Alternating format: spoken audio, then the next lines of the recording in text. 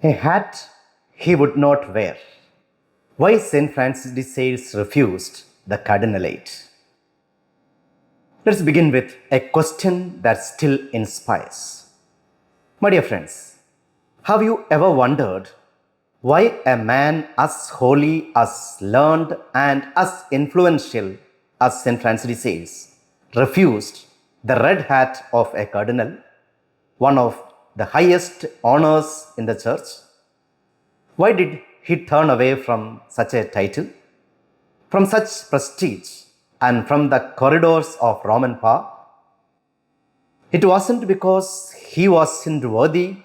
Rome, France, and even his own superiors thought he was. It wasn't because he lacked ability.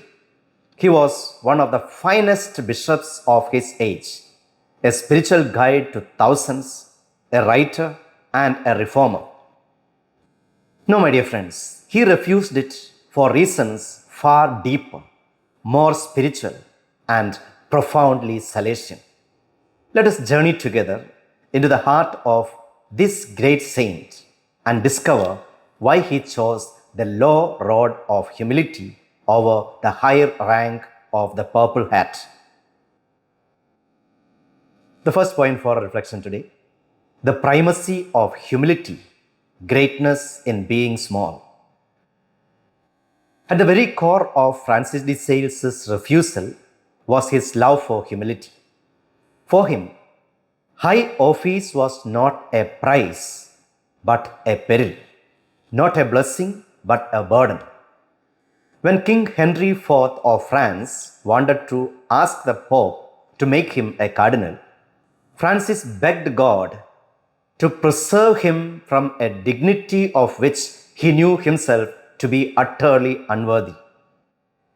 He once said that if he were only 3 steps away from the cardinal's hat, he would not move 1 inch to reach it. Imagine that.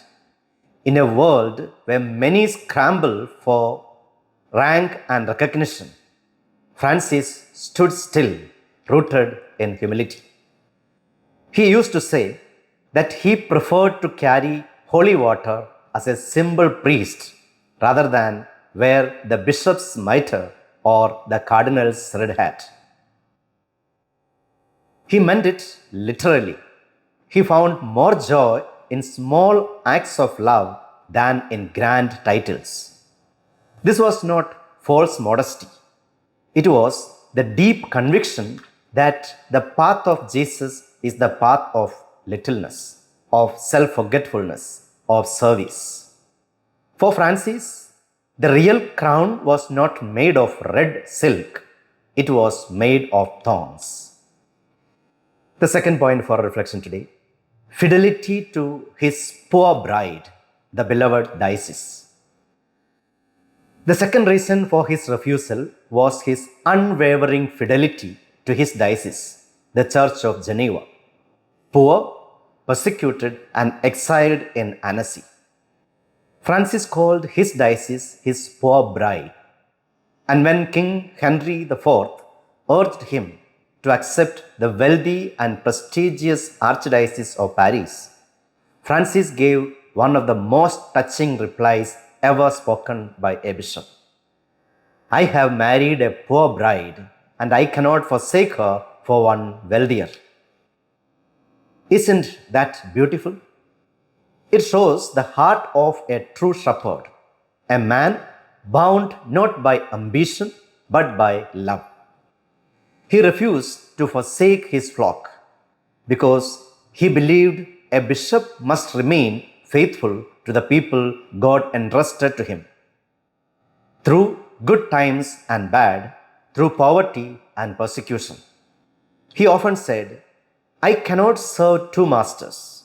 His calling was to his diocese, no matter how small, no matter how poor. To leave it, he said, would endanger his own salvation. In a time when ecclesiastical promotions were often sought and celebrated, St. Francis de Sales showed the world the meaning of spousal fidelity, a bishop wedded to his people.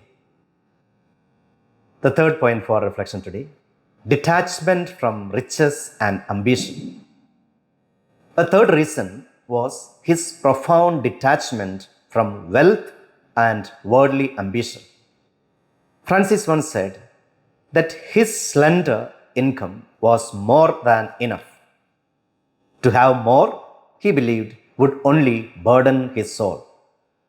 When he was offered the title of senator by the Duke of Savoy, a great honor for a man of his family, he shocked his father by refusing it. He said simply that he wanted to serve God alone. Even when he became a bishop and Pope Clement VIII wished to waive the fees for his appointment, Francis protested. He said he would not become a bishop at the expense of his friends. Such integrity, such freedom from greed or favor. He knew that power and prestige can easily enslave the heart. So he kept his hands empty so that they could remain open to God.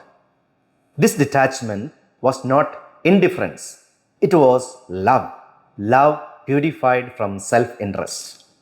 He believed that the safest path to heaven was the one closest to humility and furthest from worldly glitter. The fourth point for reflection today: ask for nothing, refuse nothing, his spiritual secret. Behind all these refusals stood a guiding principle that Francis repeated often: ask for nothing, refuse nothing. In those few words, we glimpse his entire spirituality of holy abandonment to accept everything from God's hand and to resist the restless urge to shape one's own destiny. When rumors reached him that he might be elevated to the Cardinalate, he wrote to Saint Jayanti Chandal, his dear spiritual daughter, saying, I am informed from two quarters that it is intended to raise me higher in the eyes of the world. My answer is before God. No, my dear daughter, do not think that I would do the least thing for the sake of the world, which I despise with all my heart. Unless the greater glory of God be concerned therein, I will have nothing to do with it. That is not the voice of a man rejecting honor out of pride. It is the voice of a soul free in God, a man who has made peace with his littleness. His greatness lies precisely there, in his refusal to climb higher, because he had already found heaven at the lowest rung. The fifth point for reflection today: a model for our own lives. My dear friends, what can we learn from this? In a time when ambition often disguises itself as zeal and recognition is confused with worth, St. Francis de Sales stands before us as a quiet rebuke and a radiant example. He teaches us that true greatness is not in rising, but in remaining faithful. Not in being seen, but in being sincere. Not in grasping, but in giving. His life reminds every priest, religious, and layperson that holiness does not depend on title or office, but on the purity of one's heart before God. When he said he had married a poor bride, he was also speaking for all of us. Each of us is called to love our own poor bride, the place, the people, and the mission God has given us, even when they seem small or insignificant. The greatness of a saint is not measured by how high he rises, but by how deeply he loves. To conclude, the crown he chose.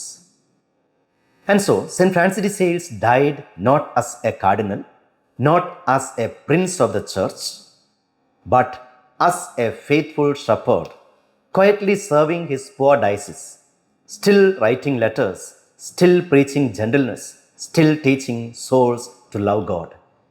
He refused the red hat of the Cardinalate, but he received instead the imperishable crown of sanctity. My dear friends, may we too learn from him to seek not the places of honor, but the places of love, to ask for nothing, to refuse nothing, and to abandon ourselves entirely to the will of God. For in the end, the only title that matters is the one written in heaven, servant of God. Live Jesus.